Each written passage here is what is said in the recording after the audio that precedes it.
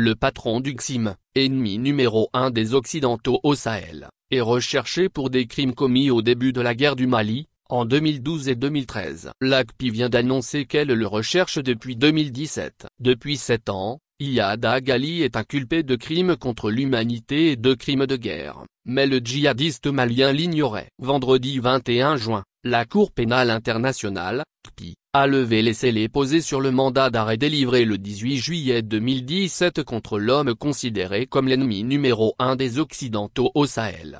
En 4 décennies, ce Touareg de la tribu des Ifoga a combattu pour la Légion islamique de Mouammar Kadhafi, s'est enrôlé au sein de plusieurs rébellions maliennes, jusqu'à devenir en 2017 l'émir du groupe de soutien de l'islam et des musulmans, XIM ou JNION en arabe, un des plus puissants groupes djihadistes sahéliens, qu'il dirige toujours aujourd'hui. Mais c'est pour son rôle dans les crimes commis à Aglok et Tombouctou entre janvier 2012 et janvier 2013, au début de la guerre du Mali alors qu'il était le leader du mouvement Ansar-Eddine, qu'il est poursuivi par l'ACPI.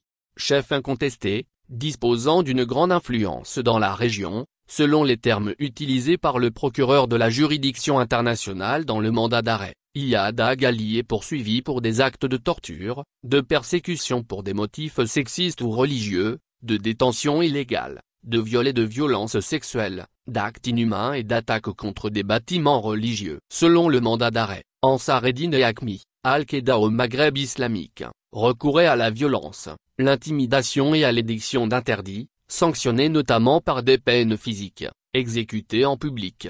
Le leader djihadiste est également poursuivi pour l'exécution de dizaines de militaires et gendarmes lors de la prise d'Aglok. Au moins 40 soldats, selon le bilan du bureau du procureur, certaines ONG ont évoqué un bilan plus de 2 fois plus lourd, avaient été retrouvés tués, mains liées dans le dos. Ce massacre avait frappé les esprits alors que l'attaque de cette ville décrite dans le mandat d'arrêt de la copie comme une place militaire stratégique en vertu de sa position géographique au nord du pays avait marqué la reprise des combats par les groupes indépendantistes maliens contre le pouvoir central de Bamako. Iyad Agali avait l'autorité, le pouvoir et les moyens de diriger et de coordonner l'attaque, selon le procureur. Détermination de la Cour. La copie a commencé à enquêter dès janvier 2013 sous l'autorité de l'ancienne procureure Fatou Bensouda sur ces crimes, à la demande des autorités maliennes. 4 ans et demi plus tard, le 18 juillet 2017, un mandat d'arrêt a été délivré mais sa transmission a été cantonnée à quelques autorités,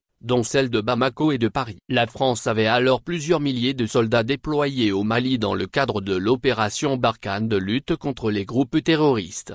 L'ACPI n'avait alors pas souhaité faire la publicité de ce mandat d'arrêt par crainte que cela incite certains États à aider Iyad Agali à se cacher. La juridiction internationale ne dispose en effet pas de sa propre police et doit compter sur la coopération des pays. Dès juillet 2022, le procureur de l'ACPI a demandé la levée des scellés du mandat d'arrêt. Il a essuyé le refus des juges, par lesquels existaient alors des risques potentiels pour les témoins. En mai, le procureur a déposé une nouvelle demande en raison d'éléments inédits, gardés confidentiels. La levée du secret peut permettre la tenue d'audience de mise en accusation, même en l'absence de l'accusé, afin d'auditionner des témoins.